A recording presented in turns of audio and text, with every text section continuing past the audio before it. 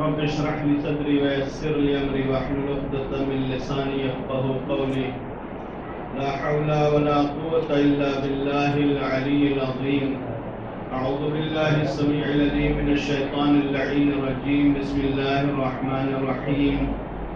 الحمد لله رب العالمين والصلاة والسلام على اشرف الانبياء والمرسلين خاتم النبيين مولانا ومولى الثقلين جد الحسن والحسين بالقاسم محمد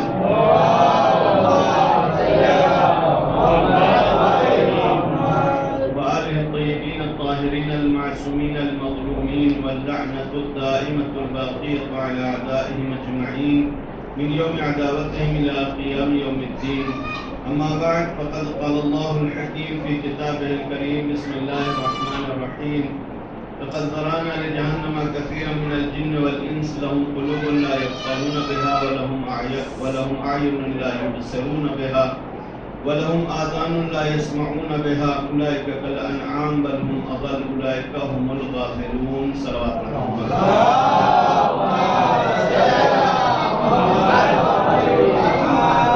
سورہ مبارکہ اعراف کی 179 نمبر کی یہ آیت جس کی تلاوت کا شرف حاصل کیا گیا اور جس میں پروردگار عالم یہ اعلان فرما رہا ہے کہ ہم نے بہت سارے جن اور انس کو جہنم کے لیے بنایا ہے، اور وجہ یہ ہے کہ ان کے پاس دل ہیں لیکن دل سے سمجھتے نہیں ہیں، آنکھ ہیں لیکن آنکھ سے دیکھتے نہیں ہیں، کان ہیں لیکن کان سے سنتے نہیں ہیں، لہذا یہ لوگ جانور ہیں بلکہ جانور سے بھی بدتر ہیں، اور یہ لوگ غافل ہیں.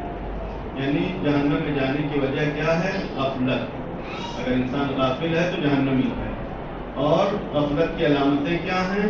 غفلت یہی ہے کہ انسان کے پاس آنکھ ہو لیکن دیکھتا نہیں، کان ہو لیکن سنتا نہ ہو.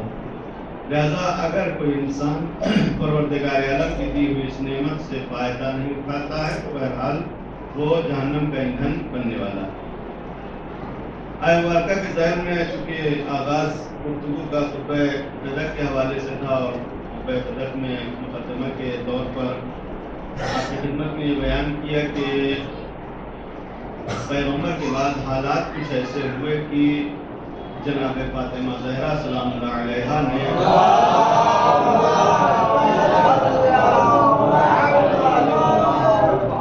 یہ ضرورت محسوس کی کہ مسلمانوں کو دین کا ریویژن کرایا جائے، دوبارہ سے ایک مرتبہ دین بتایا جائے، پھر سے ان کو دین سمجھایا جائے. کیوں؟ اس لیے کہ پیغمبر نے جو کچھ بھی ان کو سکھایا تھا، ان کو بتایا تھا، ان کے سامنے اعلان کیا تھا، یہ سب کچھ فراموش کر چکے ہیں، کہ جس کی بنیاد پر یہ سارے حالات پیش آئے. اور فراموشی کی وجہ کیا تھی؟ وجہ صرف اور صرف ایک بھول چوک نہیں بلکہ ڈائریکٹ ایک عمدی گناہ، ایک عمدی خطا، ایک جان بوجھ کے اہل بیت علیہ السلام کو گویا صحنہ کار سے اور دین کے معاملات سے دور کرنے کی کوشش تھی، تاکہ وہ دین کی جس کو پیغمبر لے کے آئے تھے اس کو خالص سے ناخالص بنایا جا سکے، تاکہ خالص دین کسی بھی انسان کے کام نہیں آ سکتا، اس کو استعمال نہیں کر سکتا، لیکن ناخالص دین جو جیسا بنائے گا ویسے استعمال کرے گا. دین خالص کس کے لیے ہے؟ اللہ کے لیے. یعنی دین خالص اگر ہے تو اس میں صرف اور صرف اللہ ہوتا ہے، اللہ کے علاوہ. اور ظاہر ہے کہ اللہ کی بنائی ہوئی چیز کوئی انسان کیسے اپنی مرضی سے یوز کر سکتا ہے، لیکن اگر اللہ والا دین ہے تو پھر اپنے کوئی انسان استعمال نہیں کر سکتا. لہذا ضرورت آن پڑی. جن لوگوں کو حکومت چاہیے تھی، دنیا چاہیے تھی، اس دین کے نام سے ان کو ضرورت تھی اس بات کی کہ اس دین میں کچھ اپنا ڈال کر اور اس کے بعد اس دین کو ناخالص بنا کر اپنے لیے استعمال کریں. لہذا جناب فاطمہ نے آ کر ایک مکمل گفتگو کے جس کا خلاصہ کل آپ کی خدمت میں عرض کیا کہ دین کے حوالے سے جناب فاطمہ نے خلاصہ دین کا بیان کیا کہ جس میں 2 عنوان کو کیونکہ آپ کی خدمت میں ذکر کرنا تھا جو موضوع کے حوالے سے ذکر کیا گیا تھا پوسٹر میں بھی کہ نبی اور وسیع خطبہ بدر کی نگاہ میں. آج بہرحال یعنی اس حوالے سے اس نقطے کی طرف اشارہ بہت ضروری ہے کہ ہمارا خیال یہ ہے کہ پیغمبر یعنی حضرت محمد مصطفیٰ صلی اللہ علیہ وسلم کی ذات اور ان کا منصب یعنی منصب رسالت، یہ دونوں چیزیں اسلام کے لیے آشنا ہیں، مسلمان سب پہچانتے ہیں، یعنی پیغمبر کی ذات کو بھی پہچانتے ہیں، عظمت کو بھی پہچانتے ہیں، رسول کو بھی پہچانتے ہیں، رسالت کو بھی پہچانتے ہیں، اور اس کے بعد یہ مسلمان کہ جنہوں نے عظمت رسول کو پہچان لیا، پیغمبر کی رسالت کا کلمہ پڑھ لیا، رسالت کو جانتے بھی ہیں، انہوں نے مثلا اہل بیت کی یا مولا کائنات کی ولایت کو چھوڑ دیا. یہ ہمارا عام خیال ہے. لیکن دین بس ایک نقطہ ہے، اس نقطے کو کہتے ہیں توحید. اگر توحید کسی کی صحیح ہے تو بس وہی رسول تک پہنچے گا، اور اگر کوئی رسول تک پہنچا ہے، توحید صحیح ہے اور رسول تک پہنچ گیا ہے، تو علی کو وہ چھوڑ بھی نہیں سکتا. دین یہی ہے مکمل. لہذا یہ ہمارا خیال کہ باقی لوگوں نے سب پیغمبر کو سمجھ لیا، رسول کو سمجھ لیا، رسالت کو سمجھ لیا اور علی کو چھوڑ دیا، تو نہیں. اگر سمجھ میں آیا ہوتا تو یہ مرحلہ نہیں ہوتا. رسول اگر ہے ساتھ میں تو علی چھوٹ نہیں پائیں گے، یعنی مولا کائنات چھوٹ نہیں سکتے، اس لیے کہ پیغمبر کی زندگی کا کوئی گوشہ ہی نہیں ہے، رسالت کا کوئی وہ گوشہ ہی نہیں ہے کہ جس میں علی کی شمولیت نہ ہو، تو پھر چھوٹ کہاں سے جائے گی. لہذا پیغمبر کے حوالے سے اور رسالت کے حوالے سے جناب فاطمہ زہرا سلام اللہ علیہ نے گفتگو شروع کی.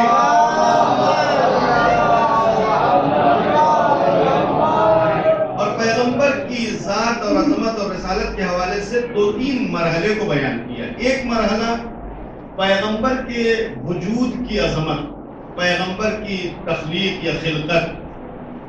کون سی خلقت؟ عالم انوار. پھر اس کے بعد پیغمبر کی بعثت کا تذکرہ.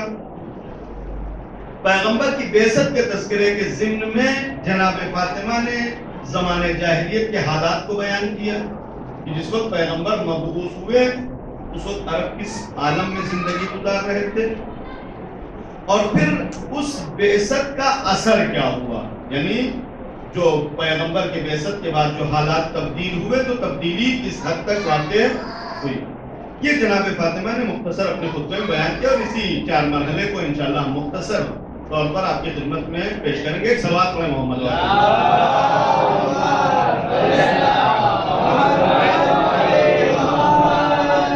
پیغمبر کی خلقت کے حوالے سے، نوری خلقت کے حوالے سے، چونکہ جب ہم پیغمبر کی ذات کا تذکرہ کرتے ہیں تو ایک بات جو نہ صرف پیغمبر کے لیے، ایک عام اہل بیت علیہ السلام سب کے سب شامل ہیں، ان کے حوالے سے یہ گفتگو آپ کی خدمت پہلے پیش کرتے ہیں کہ جب ہم اہل بیت کا تذکرہ کرتے ہیں، پیغمبر کا تذکرہ کرتے ہیں، تو ان کی زندگی کے 2 پہلو. ایک وہ مادی وجود ہے جو بشری پیکر میں اس دنیا میں آئے. اس دنیا میں آئے تو ہمارے جیسے ہاتھ پیر، آنکھ کان ناک یہ سب کچھ ان کے تھا، یعنی بشری تقاضے کے مطابق پروردگار عالم نے بھیجا، آئیڈیل بنا کے رکھا. اس میں ایک سلسلہ پایا جاتا ہے، پیغمبر مثلا 63 سال کی عمر، مولا کائنات 63 سال کی عمر، امام حسن علیہ السلام 57 سال، امام حسن علیہ السلام 50 سال. اس طریقے سے یہ سلسلہ پایا جاتا ہے. لیکن اہل بیت علیہ السلام کا جو نورانی وجود ہے اس کا کوئی حساب نہیں. لہذا جب ہم اہل بیت کا تذکرہ کرتے ہیں تو ان دونوں پہلوؤں کو ہم نظر میں رکھیں. یہ جس زمانے میں بشری پیکر بن کے آئے ہیں اس زمانے میں ہمارے لیے آئیڈیل ہیں، نمونہ عمل ہیں. ان کی زندگی، ان کی سیرت ایسی ہے کہ جس کو دیکھ کر ہم ان کے نقش قدم پر چل سکتے ہیں، اور جو ان کے عالم انوار کی تخلیق ہے، جو عالم انوار کا وجود ہے، وہ وجود ان کے عظمت کی دلیل ہے کہ جس کو پہچاننا اس لیے ضروری ہے کہ اگر نہیں پہچانیں گے تو ہم ان کو اپنے جیسا انسان ماننے لگیں گے. یعنی جو غلطی مسلمان کر بیٹھے اور کر رہے ہیں وہ کیا ہے؟ یہ پیغمبر کتنے دن کے تھے؟ 63 سال کے، ظاہر ہے کہ 63 سال میں پیغمبر پھر کیا کر سکتے ہیں؟ اس میں بھی 40 سال رسالت سے پہلے بہرحال تقریباً زیادہ تر مسلمانوں کا عقیدہ یہی ہے کہ جیسے ہم کلمہ پڑھ کے مسلمان ہوئے ویسے ہی پیغمبر بھی کلمہ پڑھ کے مسلمان ہوئے، اس سے پہلے تو ہم آپ برابر. ظاہر ہے کہ اس عقیدے کے حساب سے اگر کوئی انسان پیغمبر کو دیکھے گا تو پھر یہ عقیدہ اس کا غلط نہیں ہوگا کہ پیغمبر اس کے جیسے انسان ہیں، وہ بھی پیدا ہوا ہے، پیغمبر بھی پیدا ہوئے، وہ بھی چلتا پھرتا ہے. اور یہ وہ کافرانہ خیال ہے کہ جو قرآن مجید نے ذکر بھی کیا کہ یہ رسول کیسا ہے کہ بازار میں چلتا ہے، اور یعنی اگر بازار میں چلے تو اس کا تو رسول نہیں ہو سکتا، تھوڑا سا کچھ الگ ہونا چاہیے. نہیں، یہ کافرانہ خیال ہے. پیغمبر چونکہ آئیڈیل بننے کے لیے آئے ہیں، نمونہ عمل بننے کے لیے آئے ہیں، لہذا زندگی ویسی گزاریں گے کہ جیسے ایک عام انسان زندگی گزارتا ہے، تاکہ وہ آئیڈیل بن سکے، نمونہ عمل بن سکے. لہذا جو خلقت ہے اس کا تذکرہ جب کیا جاتا ہے تو پہلے نوری خلقت کا ذکر کیا جاتا ہے. اب وہ نوری جو وجود ہے پیغمبر ختمی مرتبہ حضرت محمد مصطفیٰ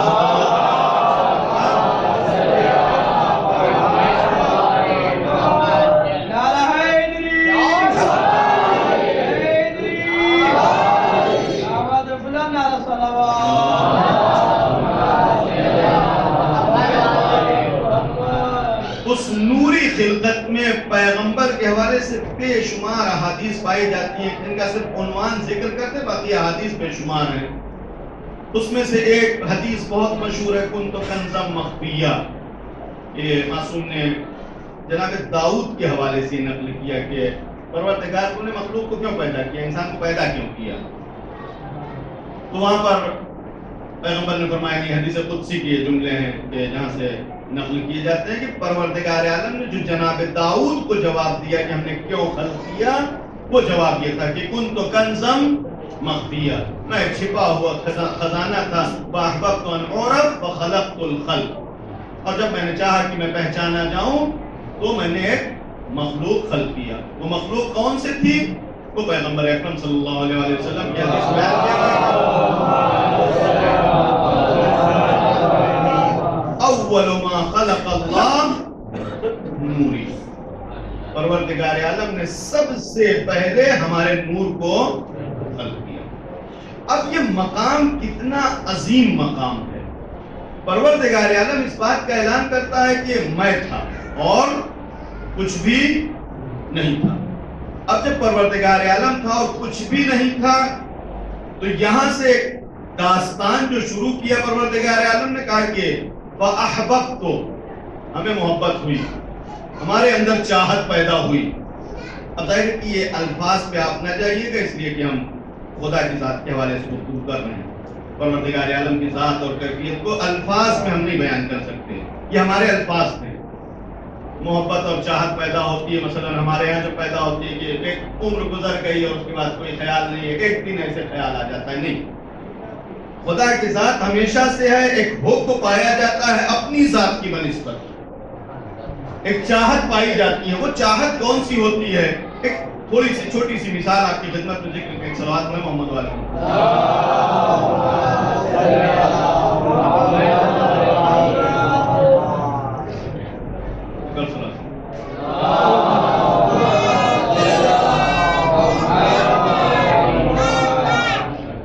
ہمارا زمانہ تھوڑا سا خراب ہو گیا ہے، علماء حضرات آ گئے ہیں، تھوڑا سا یہ خراب ہے.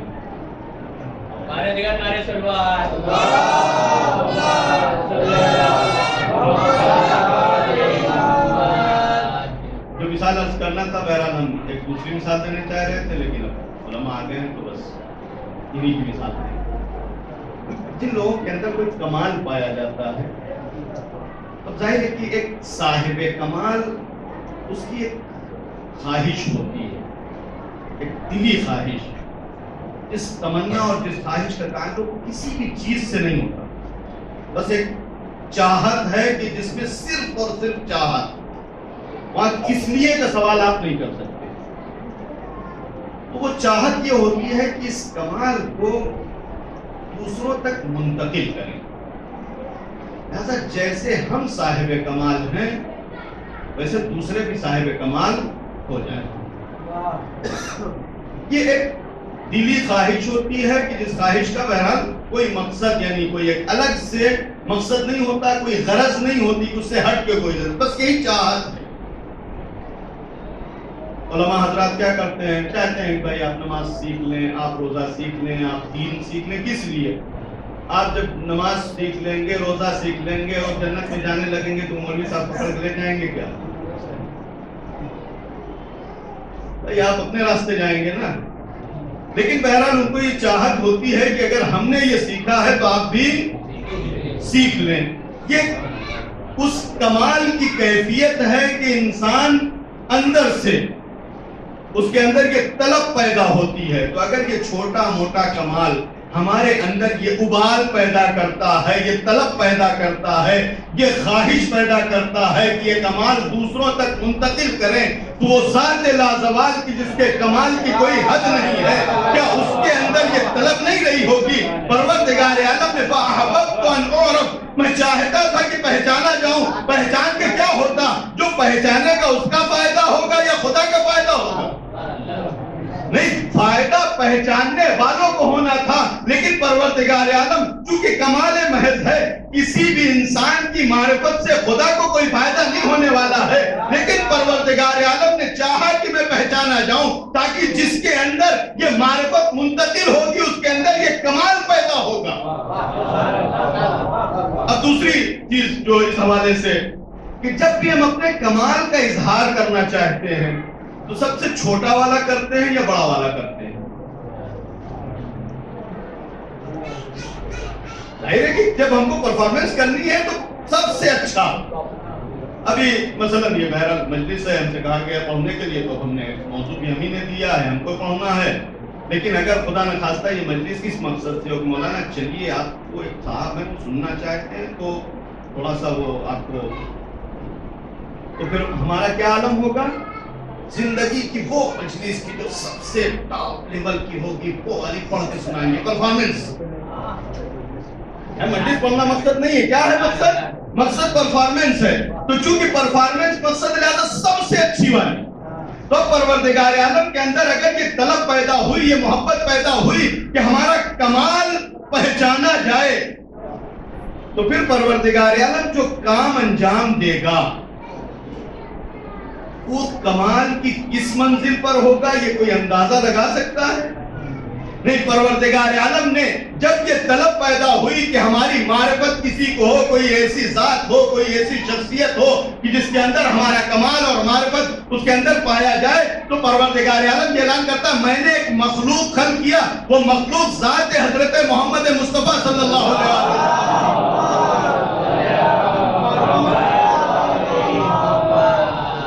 اب ہم پیغمبر کی 63 سال کی زندگی لے کے پڑے ہوئے ہیں اور چاہتے ہیں کہ اسی میں پیغمبر کو پہچان لیں.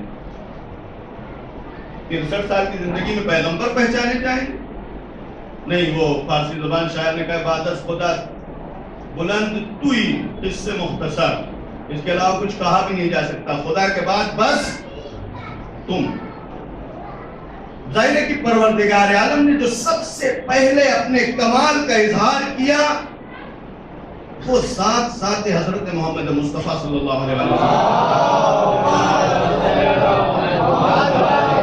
اور اس مقام کی ادنا سی عظمت کو پہچاننے کے لیے بس ایک جملہ اور اپنی گفتگو آگے بڑھا چکے, کافی طولانی گفتگو ہو سکتی ہے, کہ ساری دنیا پروردگار عالم کی حمد کرتی ہے. یہ الحمدللہ رب العالمین والا نہیں, یہ جو ہم کرتے ہیں نماز میں کھڑے ہو کے, یہ والا حمد نہیں.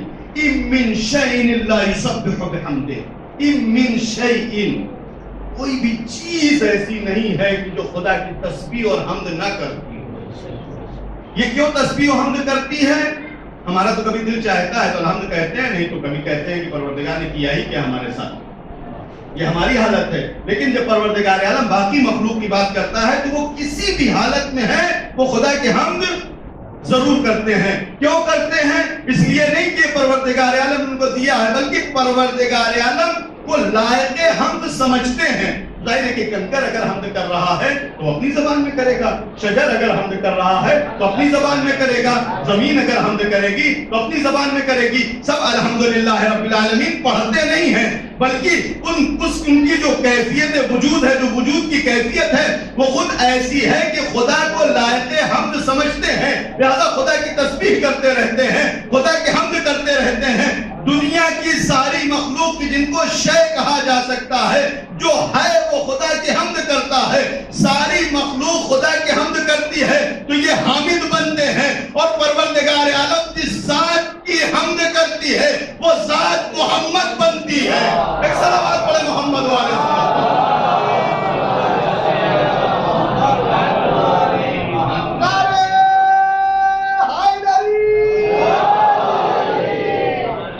ایک جملہ اس حوالے سے کہ ہمارے لیے جاننا ضروری کیوں ہے.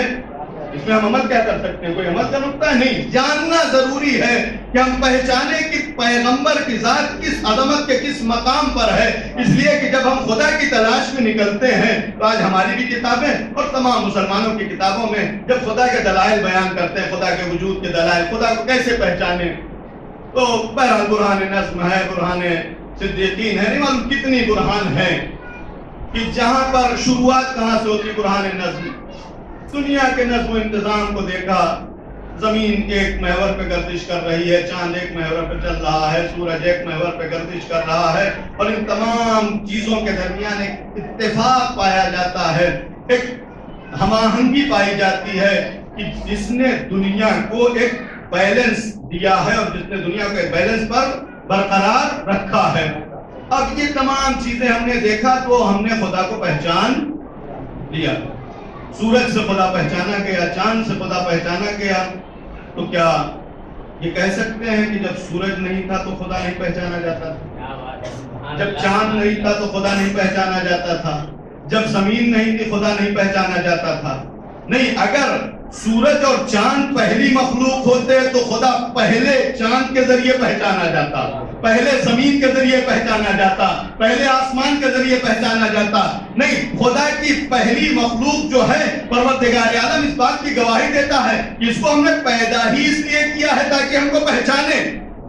یعنی اس نے جو پہچانا ہے تو اس کے اور خدا کے درمیان کسی بھی چیز کا کوئی واسطہ نہیں تھا, وہ خالق تھا, یہ مخلوق تھے, اور اس کے درمیان کوئی بھی چیز حاجب اور حائل نہیں تھی. اب اگر ہمیں پروردگار عالم کو پہچاننا ہے, اور بہترین معرفت, خدا سورج سے بھی پہچانا جا سکتا ہے, چاند سے بھی پہچانا جا سکتا ہے, زمین سے بھی پہچانا جا سکتا ہے, آسمان سے بھی پہچانا جا سکتا ہے, لیکن اگر بہترین معرفت کسی کو حاصل کرنا ہو تو وہ انسان اس ذات کی تلاش میں جائے کہ جس کے اور خدا کے درمیان کوئی واسطہ نہیں ہے. اگر اس ذات تک انسان نے خود کو پہنچا دیا تو یقیناً اس مقام پر پہنچے گا کہ اسے بھی ولی اللہ کہا جائے. ایک صلوات پڑھیں محمد والے.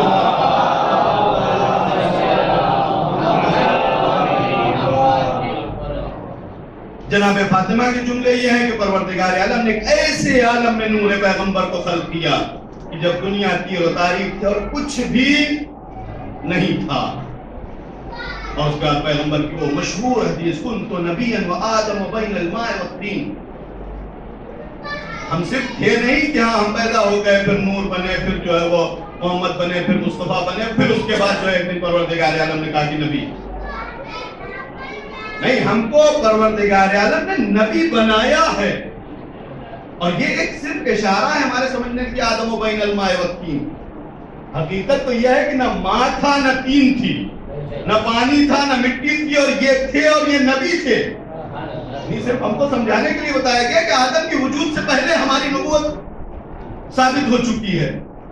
اب اس نقطے کو آپ خطبہ فدق سے لے لیں کہ پیغمبر کی ذات کی عظمت, اور ہمارے درمیان یعنی مسلمانوں کے درمیان پیغمبر کے حوالے سے جو عقیدہ پایا جاتا ہے کہ پیغمبر آخری پیغمبر ہے. آخری والا بھی ایک آخری وہ ہے کہ جس کو پروردگار عالم نے ترتیب دیا ہے. نبوت میں جو سلسلہ رکھا گیا ہے وہ کمالات کا سلسلہ ہے. کمال کا آغاز جناب آدم سے ہوتا ہے, اور کمال کا اختتام ہوتا ہے حضرت محمد مصطفیٰ صلی اللہ علیہ وسلم.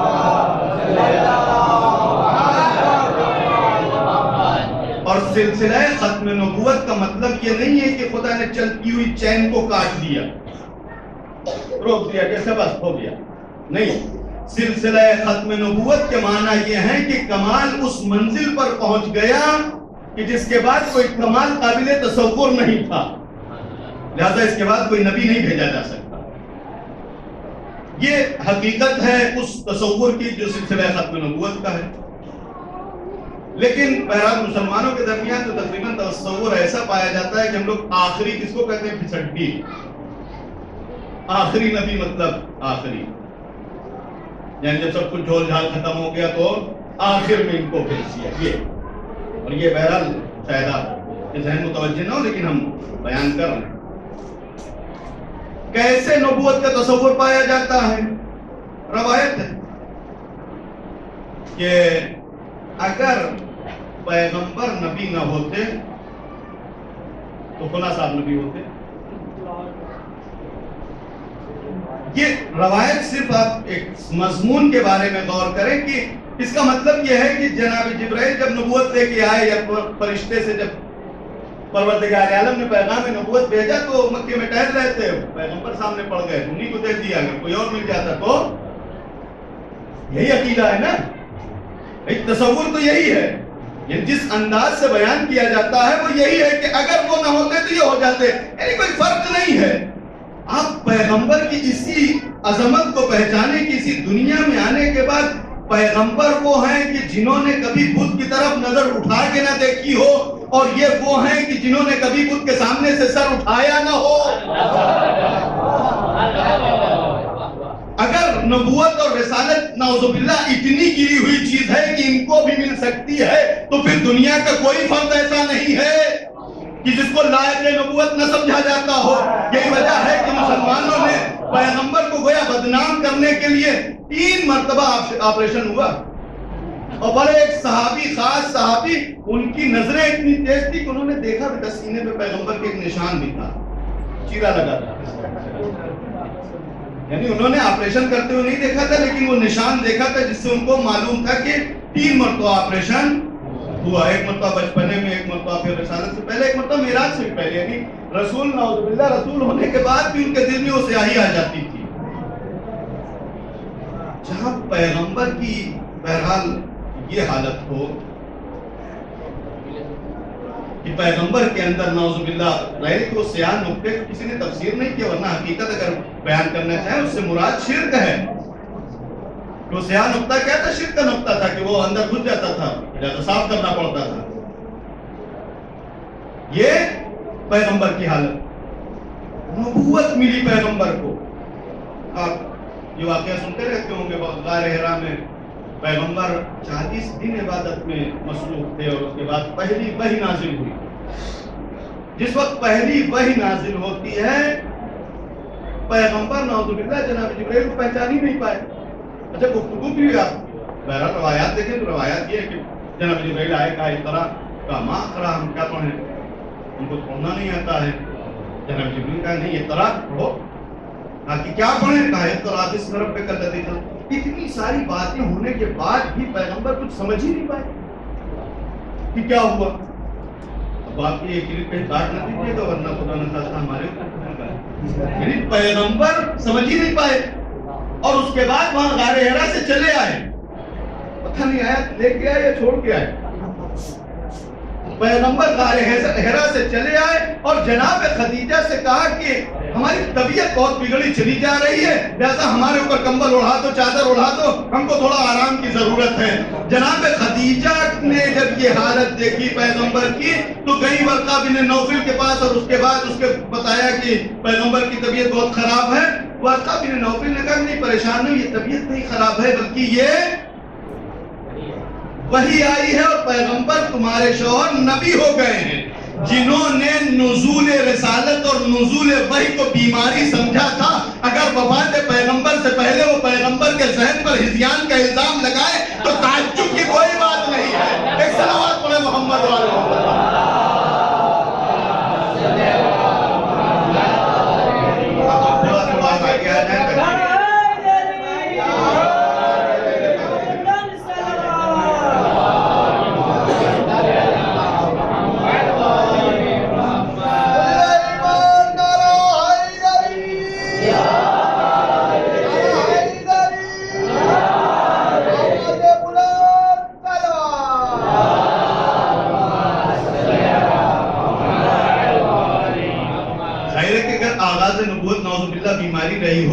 سال میں بیماری بڑھے گی کم تو نہیں ہوگی نا. اور اس میں بھی خطرہ جو شرک والا تھا وہ بھی تھا کہ 4-5 سال تک آپریشن ہوا, پھر اس کے بعد تقریباً 17-18 سال تو آپریشن کوئی ہوا ہی نہیں, تو آخر میں کیا حالت ہوگی. تو جنہوں نے نبوت کو جیسا کیسا مانا ہے, ظاہر ہے کہ اس سے بہتر لہٰذا جناب فاطمہ اگر آ کے نبوت کے متعلق گفتگو کر رہی ہیں تو انسان سمجھے کہ مقصد کیا تھا. مقصد یہ تھا کہ دیکھو ابھی تک پیغمبر کی ذات اور عظمت اور پیغمبر کا منصب رسالت نہیں پہچانا جا سکا ہے, تو پھر باقی دین کو مسلمان کیسے پہچانیں گے. لہذا مکمل خطبہ پیغمبر کی رسالت کے حوالے سے کہا کہ پروردگار عالم نے پہلے انتخاب کیا پھر مبعوث کیا, پہلے انتخاب کیا اور اس کے بعد پھر اس دنیا میں بھیجا, اور ایسے عالم میں کہ جب تم جہالت کے اندھیروں میں ڈوبے ہوئے تھے, گمراہی کے اندھیروں میں ڈوبے ہوئے تھے. ظاہر کہ گمراہی کا اندھیرا کہ قرآن نے ایک اشارہ کیا, کنتم علی شفا حفرۃ من النار فانقذکم, تم آگ کے دہانے پہ تھے اور پیغمبر نے آ کے تمہیں نجات دی.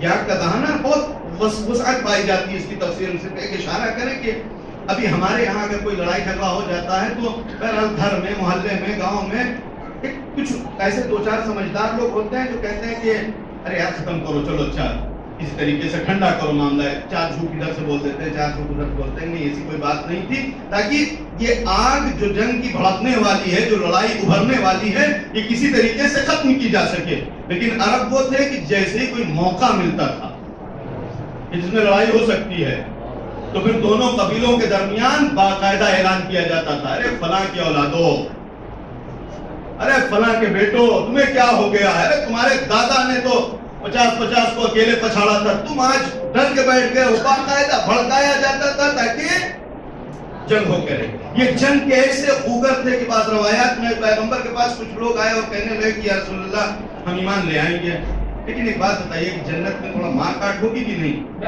پیغمبر نے کہا کہ نہیں, جنت میں تو ایسا کچھ نہیں ہونے والا ہے, لالا بھونفی ابلا تاثیر کے وہاں کہنے کہ پھر مزہ نہیں آئے گا. یعنی یہ جنگ کے خوگر تھے, ان کے اندر درندگی کس حد تک پائی جاتی تھی کہ اپنی بیٹیوں کو زندہ درکور کر دیتے تھے. اور اس کے بعد پیغمبر آئے تو ان تاریکیوں کو ہٹانا شروع کیا. صرف ایک واقعہ وقت بھی ختم ہو رہا ہے کہ پیغمبر نے کتنی تبدیلی پیدا کی. ایک شخص ہے جس کا نام عبداللہ جمون ہے, بت پرست, بت کا پوجنے والا, اور بہت زیادہ گویا واضح اور شیدا بت کا اپنا ایک بت تھا, اور اس کی پوجا کیا کرتا تھا, اپنے گھر میں رکھتا تھا. ایک دن کچھ جوانوں نے یہ سوچا کہ اس کو پریشان کریں, یا بہرحال اس کے بت کو اٹھایا اور پھینک دیا. یہ آیا, دیکھا کہ بت اپنی جگہ پر نہیں ہے, تلاش کرنا شروع کیا, دیکھا ہے کچرے کے ڈھیر پر گور پہ پڑا ہوا ہے. وہاں سے اٹھا کے لے کے آیا, اور اس کے بعد اس کو نہلایا دھلایا, اور اس کے بعد پھر بڑے احترام سے اس کو وہاں پر رکھا, اور اپنا معذرت گزرت بھی کر لی کہ ہمارے نہ ہونے کی بنیاد پر یہ ایسا ہو گیا, ورنہ آپ کی اتنی بےعزتیاں ہونے نہ دیتے. اس کے بعد چلا گیا. دوسرے دن پھر وہ کام پہ گیا, تو پھر دوسرے دن جوانوں نے اٹھا کے اس کے بت کو اٹھا کے پھینک دیا. دوسرے دن آیا تو ظاہر ایک ایڈریس معلوم تو زیادہ ڈھونڈنے کی ضرورت نہیں پڑی, وہیں پہنچا, دیکھا پڑے ہوئے, تو وہاں سے پھر اٹھا کے لے آیا. پھر اس کے بعد اٹھا کے دھل کے رکھا اور پوجا پاٹ کیا. اور اس کے بعد پھر تیسرے دن جب وہ جانے لگا تو اپنی تلوار اس کے پاس رکھ دی, تاکہ اکیلے رہتے ہو تو ظاہر دوسروں کے اندر اتنی ہمت ہے کہ وہ تم کو اٹھا کے پھینک دیتے, لہٰذا ہم تلوار آج رکھ کے جا رہے ہیں, لہٰذا اپنا سنبھال لینا. جب اس دن واپس آیا تو دیکھا نہ تلوار ہے نہ بت ہے. جب وہاں گیا دیکھا تو اسی کوڑے کے ڈھیر میں تلوار بھی پڑی ہوئی اور بت بھی پڑا ہوا ہے. اس نے اپنی تلوار اٹھائی اور لے کے چپ کے چلا آئے کہ جب تم تلوار کے ہوتے ہوئے بھی اپنا دفاع نہیں کر سکتے, تم جب خود کو نہیں بچا سکتے تو پھر ہمیں کیا بچاؤ. اور اس کے بعد جب واپس آیا تو اس نے اسلام قبول کر لیا اور پیغمبر کی خدمت میں آ گیا.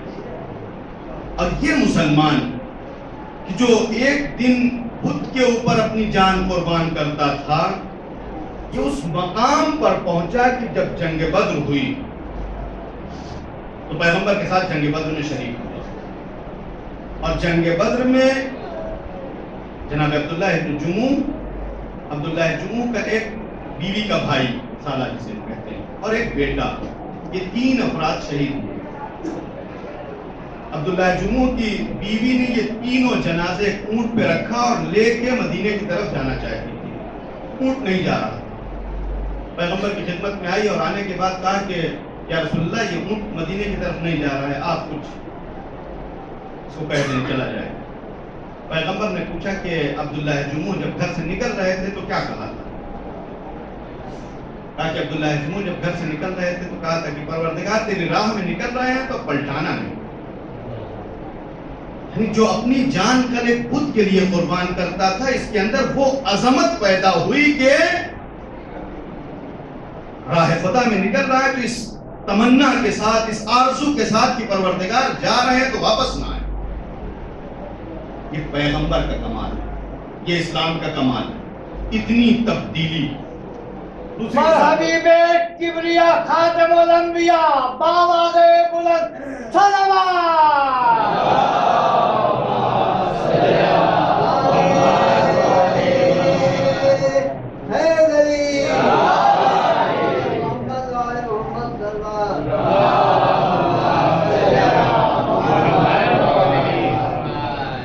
دوسرا احکام کے حوالے سے آج بھی بہرحال جو لوگ خطہ عرب سے واقف ہیں، آپ چلے جائیں دیکھیں کہ قبر جو تک نکال کے کھول کے کھا لیتے ہیں، نہیں معلوم کیا کیا کھاتے ہیں۔ وہ صحرائی جتنے بھی جانور ہیں یہ آرام سے شکار کرتے ہیں اور کھاتے ہیں۔ صحرے کی بدبو عرب کو اس سے بد کرتے ہیں، سانپ بچھو کیڑے مکوڑے نہیں چھوڑتے تھے۔ قرآن مجید نے ذکر کیا، جہاں احکام حج بیان کیا، کہا کہ پروردگار عالم نے تمہیں مقام امتحان میں رکھا ہے جس وقت تم حالت احرام میں ہوتے ہیں۔ کہا کہ یہ جانور جو جنگلی جانور ہیں، صحرائی جانور ہیں جو قابل شکار ہیں، حلال ہیں، یہ تمہاری دسترس میں رہتے ہیں، تمہارے نیزوں کی زد پر رہتے ہیں۔ تمہارا امتحان اسی میں ہے کہ اب ہاتھ میں آ جائے لیکن پکڑنا ہے۔ علماء بیان کرتے ہیں کہ یہ قوم جو سانپ بچھو کو مار کے کھا جاتی تھی، ان کے سامنے حالت احرام میں ہرن بھی آئے تو یہ خدا کے لیے درگزر کرتے تھے۔ یہ کیا ہے؟ یہ اسلام ہے، یہ پیغمبر کی صحیح تبلیغ، سچی تبلیغ کا صحیح نتیجہ ہے۔ لیکن یہ نتیجہ وہی تو ہوگا کہ جہاں پیغمبر کی تبلیغ کا صحیح اثر ہوا۔ آج جب بھی بہرحال یہ ایام فاطمیہ ہیں اور جناب فاطمہ زہرا سلام اللہ علیہا کی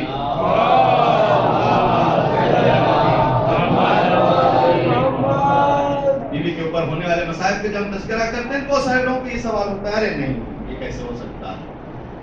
عرب بڑے غیرت مند ہوتے تھے، عورتوں کے اوپر تو کبھی وہ حملہ نہیں کرتے۔ عرب غیرت مند ہوتے تھے، لیکن ہم جن عرب کی بات کر رہے ہیں وہ نہایت بے غیرت عرب تھے۔ ان کے اندر غیرت نام کی کوئی چیز نہیں، انہوں نے اسلام سے کچھ سیکھا نہیں تھا، انہوں نے پیغمبر کے پیغام کو دل سے اپنایا نہیں تھا۔ لہذا اگر کسی غیرت مند عرب کی بات ہوتی تو ہمیں بھی تعجب ہوتا کہ یہ بغیرتی کا واقعہ کیوں ہو گیا، لیکن یہ بغیرت عرب کی بات ہے۔ تو ظاہر ہے کہ اگر عرب جاہل سماج ہے، اجڑ سماج ہے، تو اس میں جو بغیرت ہوگا وہ کتنا خبیث، اجڑ، بے درد، درندہ ہوگا، اس کا کوئی اندازہ نہیں لگا سکتا۔ جس عرب کی غیرت کی بات مسلمان کرتے ہیں، یہ وہی عرب ہیں کہ جو صرف 23 سال پہلے اپنی بیٹیوں کے اوپر رحم نہیں کرتے تھے، تو وہ وفات پیغمبر کے بعد پیغمبر کی بیٹی کے اوپر کیوں رحم کرتے؟ جنہوں نے اپنی بیٹیوں کو زندہ دفن کر دیا ہو تو پیغمبر کی بیٹی کے اوپر کیوں رحم کریں؟ جن کے دلوں میں دنیا کی محبت بسی ہوئی تھی، دنیا اس حد تک سما چکی تھی کہ ان کی نظر میں دنیا کے علاوہ اور کچھ بھی نہیں۔ لیکن اس کا اظہار بعض شخصیتوں نے کیا ہے، اور جب بعض شخصیتیں اظہار کریں تو سمجھ میں آ جائے کہ سب کا عقیدہ وہی تھا۔ اس زمانے میں شخص نے آ کے کہا کہ نہ کوئی جہنم ہے نہ کوئی جنت ہے، یہ تو سب بنی ہاشم کا ڈھونگ، یہ بات دادا سب کے عقیدے یہی تھے، یعنی اس پورے سلسلے کا عقیدہ یہی تھا کہ سب کو نعوذ باللہ ڈھونگ ہے۔ ایسے میں ظاہر ہے کہ جن کو جہنم کے اوپر اعتقاد نہیں ہوگا وہ اپنی جہنم یہی بنانے کے لیے تیاری کریں گے. واقعہ کسی بھی جہت قابل انکار نہیں ہے کہ آگ اور لکڑیاں فاطمہ کے گھر پہ فاطمہ کے دروازے پہ اکٹھا کی گئی اور فاطمہ کا دروازہ جلایا گیا، اس لیے کہ یہ شقاوت اور دشمنی کی وہ حد تھی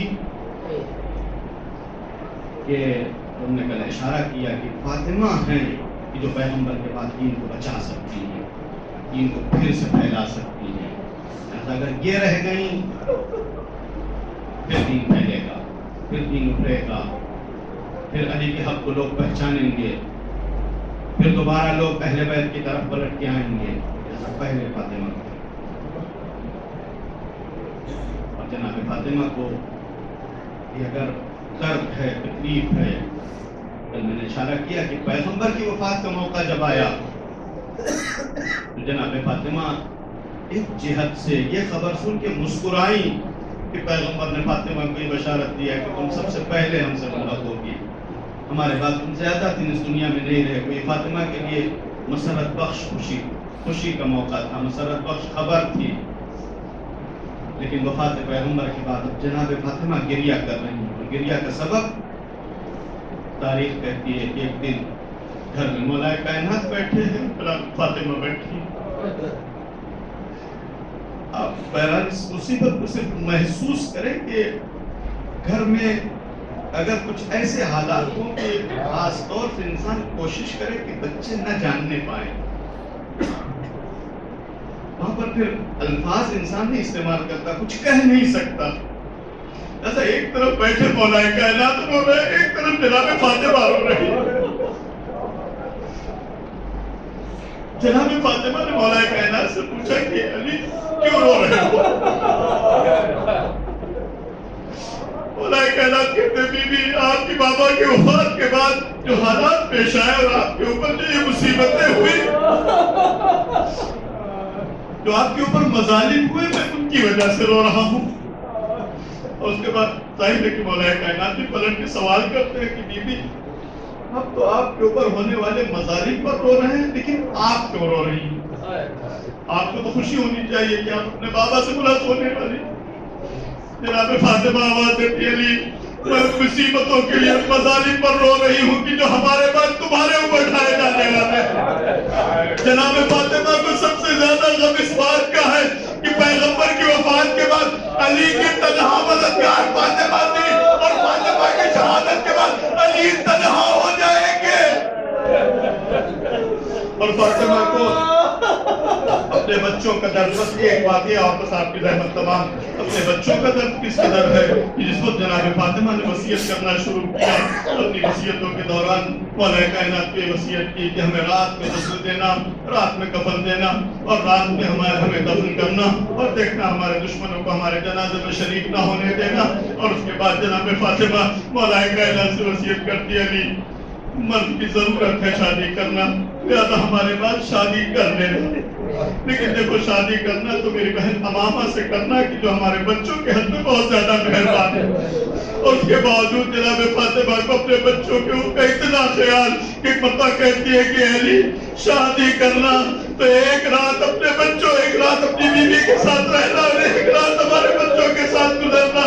یہ فاطمہ کہ جس کو اپنے بچوں کا اتنا خیال تھا، آئے جب حسن کے کلیجے کے 72 ٹکڑے ہوئے ہوں گے، فاطمہ کے دل پہ کیا گزر گئی ہوگی. ارے جب حسین مدینہ چھوڑ رہے ہوں گے، فاطمہ کے دل پہ کیا گزری ہوگی. یہی وجہ ہے کہ جب حسین بقیع سے رخصت ہوئے تو قبر فاطمہ لرز گئی تھی، آواز دی تھی اے بیٹا حسین جاؤ خدا حافظ، لیکن اے بیٹا یہ دکھیاری ماں تمہارے ساتھ ساتھ مکے سے کربلا تک تمہارے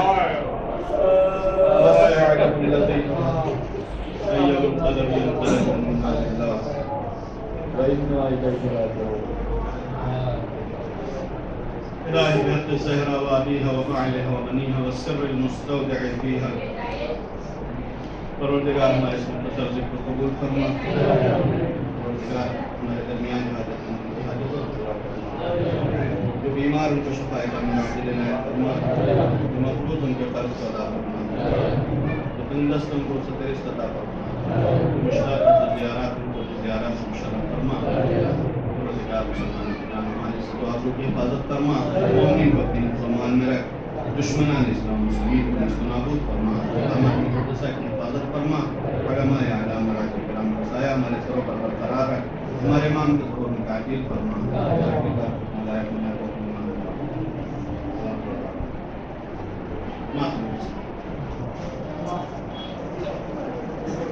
اللهم صل على محمد وآل محمد